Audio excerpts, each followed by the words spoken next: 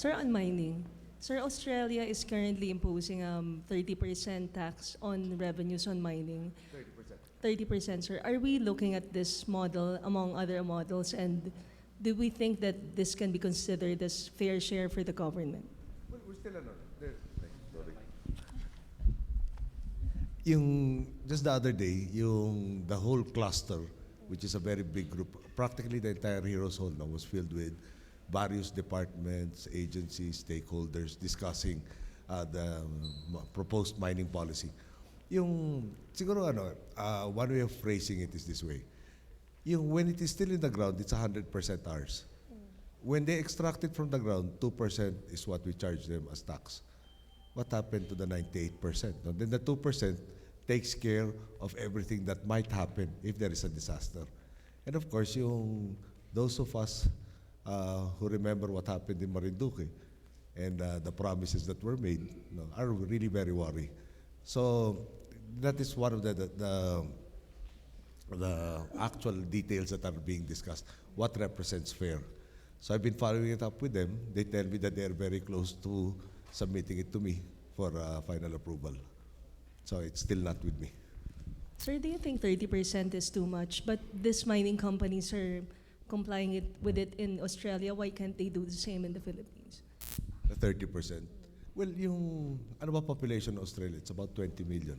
And it's a continent. And can we really compare yung probable environmental damage of areas that they call the outback compared to places like Palawan? So hindi naman yata apples to apples yun. So we want, let me restate it, we don't think banning altogether is the solution. You will have small-scale unregulated mining. We want to ensure that we get a fair share. We want to be able to also be part of the processing. And we want to maximize in the utility of the resource for our people. Sir, last. Sir, how close are we to issuing the new mining policy? When I asked them, they tell me we're very close. When I look at my desk, it's not yet there. Anyway, it's really kind of complex naman. No? For instance, one of tourism's inputs is they have identified 78 ecotourism sites where we will not allow, in more probability, mining. No, it will be too much of a risk, especially given the fact that they just reported that we're on track to surpass the growth in tourism arrivals. I hope I'm not mistaken, but something like over 400,000 in the first month. And then you multiply that by 12 months. And I'm told that it's the second half of the year wherein we get most tourists. So they're really very optimistic that we are on the road to reaching the 10 million by 2016. And we get the 10 million who have nowhere to go. Di wala rin point. Sir? Sir, last na ho. Sorry, sir. Clarification lang. So, sir, you think 30% is too much for a country like the Philippines? I never said 30% is too much. Siyempre, may mga proposal na 50-50 kaya tayo dyan. No. So, but until I get the proposed changes in the policy and the reasoning behind each and every facet of this new policy, I feel it's not proper for me to comment at this time. Para bang pinagtrabaho pa yung napakaraming tao, hindi ko rin pala papansinin yung advice nila. Sir, good evening. Your reaction to the filed protest of Taiwan over our planned gas exploration in Rectobank, and also your reaction to Chinese ambassador's pronouncement that they will not use force in this practice? Well, I don't think force will resolve anything. No? Yung violence will just beget more violence somewhere down the line. It might have parang a temporary, it's a very temporary solution, siguro is what I want to say. Our position has always been that our growth is inclusive, and inclusive also deals with our neighbors. We trade with them, they trade with us. Our growth enhances our people's standards of living. And obviously, it enhances theirs also. If we are able to have increasing standards of living for both, then that is the guarantee for peace and stability, which is our position from the very beginning. Sir, so on Taiwan, so we still push through with our planned gas exploration amidst those protests from Taiwan? Yung exploration has been ongoing even before I assumed office, di ba? Yung, let's go back to I assume yung Taiwan is adopting the People's Republic sa 9-dash policy. The 9-dash theory just got broadcasted in 2009. Yung disputes in the Spratlys, for instance, of which Rectobank is not part of, were in the 70s. So yung area of dispute is Spratlys, no, which we call our portion we call the Kalayana Island Group. And Recto is not part of that. Recto became a point of controversy only after 2009's publication of the 9-dash theory. Sir, si Secretary Abad, nung Friday, he admitted that his SAL and parang there were deficiencies in the sense that he was not able to declare the market value and acquisition value of his assets. Pero declared naman lahat ng assets. The defense lawyers of CJ Corona are saying that parang they can use this as evidence to bolster their position on Article 2. Do you think there's a difference between the case of Secretary Abad and the Chief Justice? I've had to file also my own SAL ends for the longest time. No? Ngayon, one of the things that we inquire is what values should we put in. And we inquire from the people that we think are experts, parang the people who ask us to submit it. No? So, kunyari, let's take a specific example. Normally, what you are asked to put in is the acquisition cost. Okay? So I have, or at least I used to have shares of stock in Luisita, or the Jose Coanco and Sons organization. So I was asked to put in the acquisition cost. Ngayon, that company, as you know, is heavily indebted, and obviously, the value of the shares will be reflective of its financial position. So I was asking, am I inflating my net worth by stating acquisition cost rather than the current value? How about a vehicle? Yung vehicle, the minute you bring it out of the shop, no, or the store, becomes, you have depreciation. After, either if you use the 5-year or the 10-year depreciation mode, dapat parang reflective, again, no? If you use the depreciation mode, reflective of your net worth. Pero we are told that we cannot put in the current value, in depreciated value, we have to put in the acquisition cost.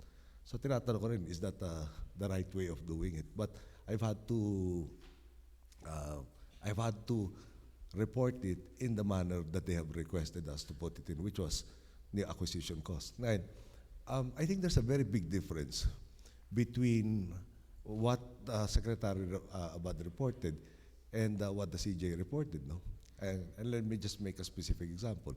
Dito tinatanong lang which value should be reported. But the point is, as you have mentioned, Secretary Abad did report all of his assets. Okay. Yung 3 and 31 million na cash position is kind of difficult to understand why, di ba, parang kung two separate accounts yung 31, mas maalala mo bago yung 3. Bakit yung 3 lang ang nailista, yung 31 is not to be found? Okay, so, mas mahirap naman yata sabihin na may parity do sa pagsasaad ng katotohanan. No, and the SALN is supposed to be subscribed to under oath and therefore reflective of the truth. Secretary Abad said that parang he justified what happened by saying that he has never been asked or he's never been corrected by COA and neither by the Ombudsman.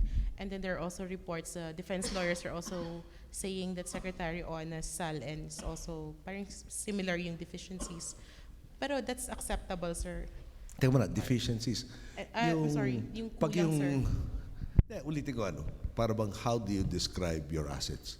And I think you will not argue with me that both Secretary Ona and Secretary Abad both listed completely all of their assets as well as their liabilities. Question na lang dito yung valuation of the asset. Ulitin ko lang na cash is just one asset. No? Ano pa bang sasabihin mo doon sa cash? Wala namang fair market value, wala namang depreciated value, hindi mo naman siguro ililista yung pesos mo into dollars dahil magkakaroon ng yung currency fluctuation, di ba? So, cash is cash. And I submit, 3 million is very, very far from 31 million. Okay. So, can we say that both of them listed all of their assets? I don't think that is the case. Sir, relatedly, last week si Secretary Lasherda said that the Palace Com Group, insofar as the spokespersons are concerned, parang they're adopting a parang self-imposed gag order on the impeachment trial. They said that they would rather the spokespersons of the defense and the prosecutors be the ones to do the speaking. Was this sanctioned by you, sir, or was this something na parang pinag-usapan before it was made into a policy? And what's the rationale for it, sir? Yung impeachment process is also an educational process, di ba? Ma-educate ang taong bayan sa karapatan na, sa pwede lang sa expectations, etc.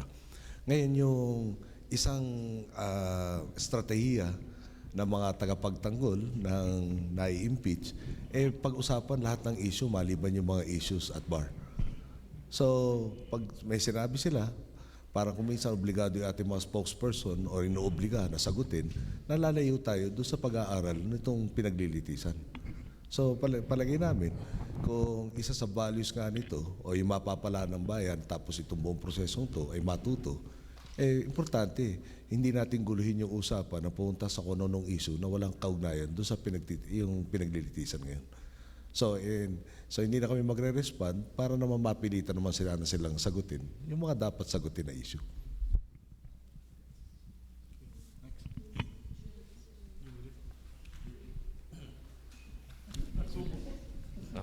Magandang gabi ho, Mr. President. Kayo ho ba ay kontento sa ginagawang investigation ng PNP sa kaso po na kasama natin na si Fernan Angeles? Hindi pa tapos yung investigation, no? Pero siyempre gusto natin ma-solve, no? At meron ng mga leads kasama na rin doon sa kasamahan nyo na ibinigay at ayaw natin magsabing itong dapat direksyon o yan ang dapat na direksyon. Ang dulo nito, may krimen na nangyari, kailangan may managot. At yung importante, sabi ko sa kanila, hindi yung pag-aaresto ng tao o pag-name ng tao lang ang mga suspects ang importante. Na-name nyo, na-develop yung kaso, sinampahan ng kaso, na-convict, yung salarin, at kung sino man yung talaga salarin, yun ang pakay natin dito. So, hindi naman tayo makakatulong sa paglulutas at pagkakaroon ng conviction nung talaga may sala kung bibigyan natin ng timetable, kung sabihin natin itong dapat yung puntahan, ito, o yun ang isang direksyon na dapat puntahan. So, ang may taas ang kumpiyansa natin na talaga magkakaroon ng kalutasan to at sa dulo, magkakaroon ng pagsasakdal at pagpapataw ng kakulang kaparusahan doon sa salarin o mga salarin. Sir? Kung ayaw na nyo, pahinga na tayo dahil lubos-lubusin na natin yung Baguio weather. Babalik na tayo sa Maynila. Sir, have you consulted with the leaders of Congress on a possible special session to pass stronger anti-money laundering measures? That's already part of the LEDAC, no? We have already asked them to expedite the whole process. Marami talagang weaknesses in the current law that serve as an, how should I put it, that inhibits the Anti-Money Laundering Council from fulfilling its job. And of course, meron naman threats na ilalagay tayo sa parang gray list, papunta ng blacklist. So, and we don't want to get to that point. No? Not especially given the fact that there is so much interest economically in the country, which will be hampered if there are sanctions imposed on us in dealing with the world financial markets. Sir, are you confident this will be passed before the May deadline imposed by FATF? Mahirap naman magsalita on their behalf at baka sabihin naman I'm intruding into their turf. But I think we have communicated both to the Senate President and to the Speaker of the House and other members of both chambers' leadership of the importance of this. And we look upon them as partners who know the gravity of the situation and the importance of this particular measure. Thank you, sir. I think there has been more discussion on other measures rather than that para mas may agreement on the strengthening the Anti-Money Laundering Council and the law. Sir, what can you say, sir, dun sa mga criticisms ng militant groups that you're not doing anything for yung high oil prices? What can we do more for Many this? groups in name. How about in terms of numbers? Yung nagkaraban no isang araw, ang report sa akin, 190. Nakita naman yung sa TV na mas marami yung nagko-cover at saka yung police kasi nando sa karaban. Siguro karamihan ng taong bayan naman na naunawaan na inaangkat natin lang yun lang is pinanggagalingan lalo na sa gitnang silangan, napakaraming issues. For instance, no, pinakamataas siguro dyan yung issue ng pagiging nuclear power ng Iran, yung strategic position ng Iran vis-a-vis yung flow ng oil, yung global climate change na nag-affect na rin ang daming deaths nangyari sa cold front sa Europe. No? Lahat po nito beyond our control. So what have we been doing? No? Yung may agreement sa transport groups. No? And I'd like to say that most of the transport groups, the vast majority of them are very reasonable. They understand the situation. So, but they also need help. So ano mga ginawa natin? Yung nireload po yung Pantawid Pasada na cards. We didn't need to ask Congress for a supplemental budget for this kasi may natira pa from the first time na inirelease natin to. Nalinis po yung list ng mga may prangkisa. No, hindi una yung data inabutan namin, hindi magkasundo yung LTO at LTFRB as to sa dami ng mga may prangkisa dapat talalayan dito. Nakausap na po ng DTI, yung mga nagtitinda ng mga gulong, batteries, spare parts, etc. to make available to them yung substantial discounts as far as what they need. No? Yung facility ng DBP to set up your own gasoline stations is there together with the training the DOE will provide. And here in Baguio, I understand there is already one such gasoline station run by transport cooperatives. Pero siguro, pinaka-importante, yan talagang dinadaing na yung kotong ng traffic enforcers. And to that end, they gave me a report of at least parang between 10 to 20 of people who have already been relieved or arrested or filed charges against who have been engaging in kotong activities. Ngayon, sinabi rin ng ating law enforcement authorities, may difficulty sila na marami hong instances, wala hong complainants. So I've already met with the concerned agencies and I've told them, sabi ko walang complainant, tatapos na tayo, mahina tayo. So we will be going after, I might actually personally go after 2 or 3 that have been reported to me. And I will visit him covertly soon to determine whether or not these particular enforcers are engaged in koto activities. And if he thinks, and if anybody who still persists in this thinks we are not serious in going after them, yung siguro masabi ko na sa kanila, abangan po yung susunod na kabanata. Sir, so yung merong proposal to reduce yung 12% VAT on oil, are we open to that, sir? Naalala ko lang ho kasi doon, parang kunyari Pantawid Pasada, directed doon sa talaga apektado, both yung riding public at saka yung mga nagpapatakbo ng transports. Yung merong, paano ba sa Tagalog to, sorry. There's an economic reality that if something becomes cheaper normally, there will be more consumption of it. Yung reverse po niya. Kunyari, pag tumataas yung presyo ng fuel, siyempre magtitipid ka, gagamitin mo lang yung kailangan mo. So yung kailangan natin angkatin, yung dapat lang na kinukonsumo natin. Pag pinababa mo yung presyo, so mawawala yung disincentive to consume more. No? So tataas ang consumption, dadami yung kailangan natin angkatin, lalaki rin yung problema natin sa tumataas na presyo ng krudo. So imbis na magiging generic, no, gawin natin targeted at yung yung hinahabol ng Pantawid Pasada at ibalik na natin diretso dun sa mga pinakanasasalanta ng pagragasa ng presyo ng krudo. So that's the transport groups and through them, lessen the impact on the riding public. So, yung part of that also pala, no, just to be sensitive about it, we are still continuing in effect, the subsidy for the LRT and the MRT lines. As you know, it costs us about 60 pesos for each passenger for each trip. And we charge, if I'm not mistaken, less than 15 pesos for the trip. So the plan is to bring it up at least to the level of a bus, an air-conditioned bus. Yeah. Yung pag nag-LRT, MRT ka, less stops. No? Tapos mas mura. Tapos it's more comfortable, it's faster, etc. But you're selling it at a cheaper price. So yung fair lang naman siguro dito. Yung bus charges, the air-conditioned bus charges a certain amount. The LRT and MRT should be brought there. But we have delayed implementation of the same, given the fact that we do not want to add at this point, no, to the burden of the people in terms of the spiraling oil prices. And if I may just add, no, in the head of the world's biggest economy, I understand President Obama has already stated also what exactly can they also do in terms of the prices of oil.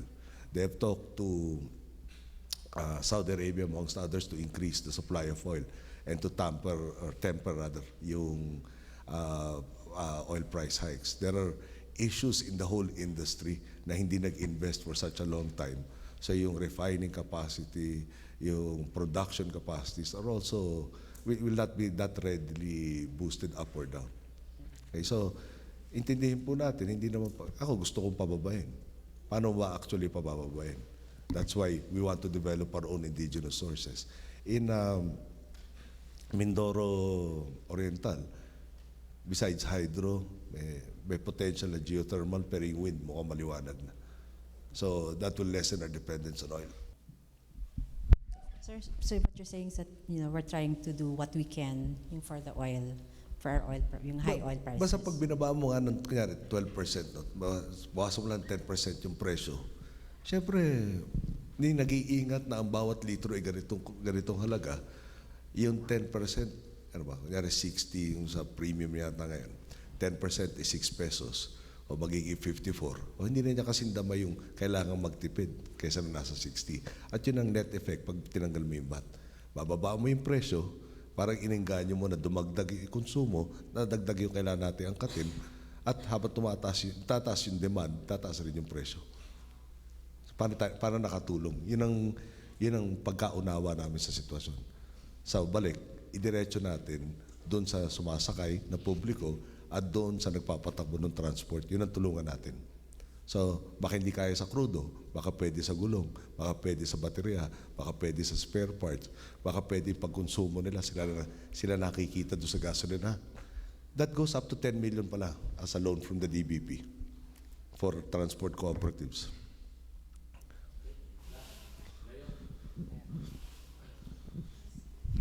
Sir, pwede pa ho ba? Sige, round 2. Sige, Mia. Sir, you've never really complained about it, but your allies in the House, your cabinet members, and especially members of the Presidential Security Group want you to have a new presidential car. They've been appealing for you to have one. Would you finally heed their plea? Yung especially now, we have 2 visitors coming in. No? The Amir of Kuwait and Saudi, Qatar. Okay. Ngayon it's well and good if they're roughly my age or younger. If they're a little older than me, no, medyo pasasakay natin doon sa cruiser, baka hindi ganun kadali. Kung madapa-dapa ang ating state visitor, medyo ang hirap ay paliwanag yon. Pero so the vehicle that was left to me, as you know, was suffered in flooding. The distributor of the vehicle stated that they have repaired it and it is running well, but there is no guarantee that there will be no future issues kasi nung na-flood, yung electrical system ang na-flood, plus of course yung computer, etc., etc. I pray, no? And I dread the situation wherein we have a state visitor traveling from Naiya going to Malacañang, suddenly suffers a mechanical breakdown in Ross Boulevard, and we have to concoct a story of watching the sunset para to transfer him to another car. Siyempre, hindi rin ng bansa. So, I think they're now canvassing, and major emphasis talaga marami talagang darating sa ating mga visitors who will be bringing substantial investments. And if we cannot transport them from point A to point B in safety, no, and reliably, palagay ko it reflects on our capacity to ensure that the investments are worthwhile here. So we will be, we are checking now on what vehicles are available and what are suitable. So, sir, your primary reason is for your visitors more than your own security? Siyempre, responsibilidad ko di ba? Tatanong na gusto lang bumisita sa atin. Interesado sila sa business prospects dito. Interesado silang tulungan tayo sa so many different problems that we have. Tapos that's part of the courtesy rin, Now, just for this month of March, there are 2. And there are others that are coming in after that. The DTI tells me, for instance, yung various trade delegations, para most of their time now is spent entertaining all of these trade delegations that are keen on investing in our country. And I don't think that means nadagdagan. The way Secretary Domingo was telling me, most of their time now is spent in addressing the needs of these various trade delegations. Leo, sige, Leo. Yes, sir. Gabi na kasi, sir, eh. Mahilig naman ako sa showbiz, so parang Tinatok na ako talaga, Leo. balita ko, sir, ito daw gawin reception sa kasal niya ni Grace, tama ba? Ulit. Itong lugar na to, gagawin daw reception sa kasal ninyo. Reception Totoo ba yan? Itanong mo doon sa mga walang magawa na kung ano iniisip. Ikaw ba, Leo, handa ka mag-honeymoon dito sa building na to? Na kusama ka makilala mo ang mga makasaysayang mga ninuno natin. Pero ulit, hindi po nanggaling sa akin yan. May mga nagkukwentuhan yan. Pakitanong lang po yung mga nag-iisip na nag-iimahin nung mga ganyang pangyayari. Ibig sabihin nun, sir, kayo na talaga ni Grace. Sasabihin nun ni Justice Cuevas, parang immaterial, irrelevant, impertinent. Thank you, sir. Thank you. Thank you. Good night. Sino matutulog dito? Papahanda na natin. Lagyan natin. Tabi niya, no? Dito sa doon bandang wall na yun. Yun ang ideal. Okay, thank you.